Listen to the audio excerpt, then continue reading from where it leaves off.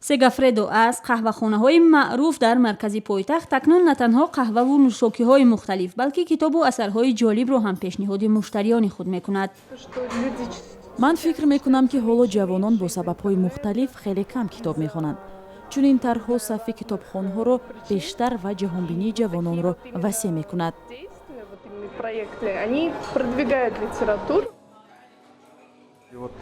مشتریان ما به این رفع کتاب توجه خاص دارند. برخی ها حالا محض برای مطالعه این کتاب ها می آیند و برای ما هم کار با چنین مشتریان کتاب دوست خیلی راحت و خوب است.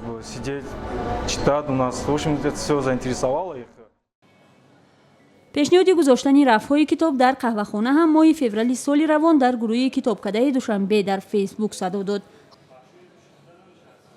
پیشنهادها از چند قهوه‌خانه‌های شهر دوشنبه به ما آمدن دسترس رسیدند و یکی از اولین شده به ما قهوه‌خانه سگافردو زینت دوشنبه پیشنهاد کردند که با خواهش خودشان در اینجا برای گذاشتن کتاب‌ها تمام شرایط رو مهیا می‌سازند. یک پیشنهاد بود که شوخی آمیز بود البته که شاید وای فای رو باید خاموش کنند تا که آدم‌ها کتاب خوانند.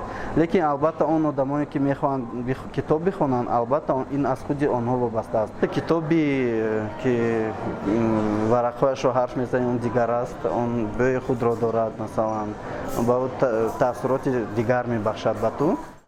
حالا در مجموع در پایتخت 3 قهوه‌خانه از این اقدام دستگیری و در مؤسسه‌های خود رفع‌های کتاب گذاشتند. کتاب دوستان می‌خواهند این اقدام خود را در مغازه و دیگر مؤسسه‌های تفریحی کشور هم جاری کنند.